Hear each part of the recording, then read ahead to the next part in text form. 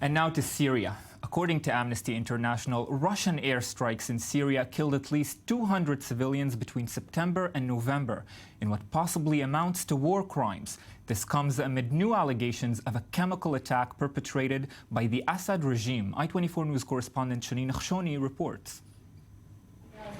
In actions that say may constitute war crimes, Amnesty International says the Russian airstrikes in Syria have killed at least 200 civilians in the past 3 months. The Russian campaign in Syria was meant to help the Kremlin's main Middle East ally, Syrian President Bashar al-Assad, defeat the Islamic State and other militant groups. Moscow has repeatedly and forcefully denied targeting civilians, saying it takes great care to avoid bombing residential areas. We got acquainted with this report. Nothing concrete and nothing new was published. The same cliches and lies which we have revealed more than once before. Nothing but assumptions without any proof. But the director of the Middle East and North Africa program at Amnesty International has a different opinion and issued a statement.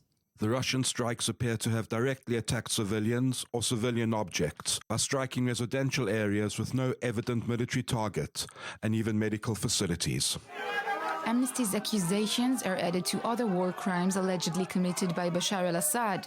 A local activist group in Muadamiya Asham accused regime forces of firing toxic chemicals at a town on Tuesday.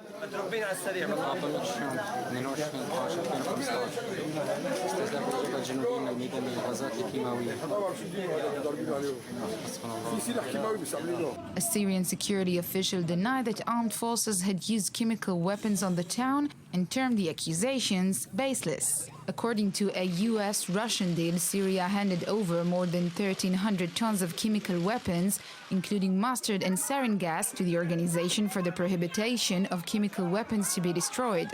The deal was signed after the Ruta chemical attack took place in 2013, where hundreds of people died of exposure to sarin gas. More than 250,000 people have been killed in Syria since the civil war broke out in March 2011.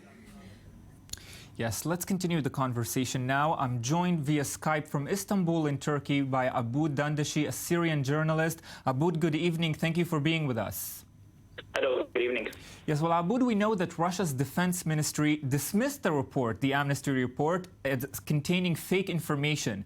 In your own experience as a Syrian journalist, does the Russian offensive in Syria constitute a war crime? Oh, absolutely. Absolutely. There's no doubt about it. Russia is just repeating the same playbook that we have seen time and time again, where a great power comes into a country with no political plan and no plan beyond dropping bombs and hoping for the best. Of course, this is going to be a humiliating episode in Russian military history. They have not been able to decisively affect events on the ground and the military balance in favor of their regime. And in fact, this recent Israeli airstrike that took out the terrorist Samir Kandar, right under the nose of the much vaunted Russian S-400 missiles. I can tell you right now, the regime supporters are furious at the Russians. They're absolutely furious at the Russians. They're talking about betrayal and incompetence and all kind of conspiracy theories. Right now, the trust between the rank and file of the regime and the Russian allies is really at an all-time low right now. And Aboud, this is not the first time, as we know, that Amnesty has warned against the humanitarian situation in Syria. What result or impact do you expect this recent report to have, if any? Well, it's good that somebody is chronicling the atrocities that are happening in Syria. But every single year since 2011, Syrians have looked on the current year as worse than the one before. Somehow each successive year in the war manages to be a lot worse than the one before. And it just seems like 2016 is on track to continue that unfortunate trend.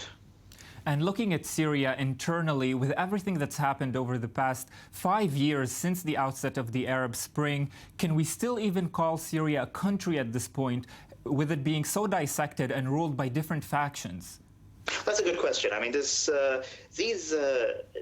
post-World War II colonial borders have proved to be surprisingly durable. There were a lot of predictions that that Lebanon would fall apart, that Libya would fall apart, that these borders would be swept away by events and turmoil in the Middle East. That hasn't happened for the simple reason that as bad as these states are, there are no alternatives right now. The alternatives really are not workable. I mean, Sunnistan, Alawitistan, Kurdistan, all of these are unworkable, unviable entities. So we're pretty much stuck with these borders for the time being. And aside from the Russian intervention recently militarily, what can Western powers do to improve the situation in Syria? Because all we've seen recently is that with the West's intervention, things get worse in the country.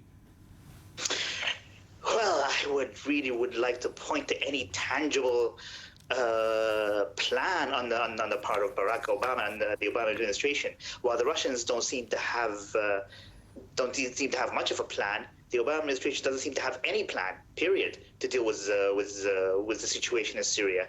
There was when all these events started in 2011, the West took the attitude that the chaos could be contained. Obviously, chaos cannot be contained. It was easier in 2011 to resolve. It was easier in 2012.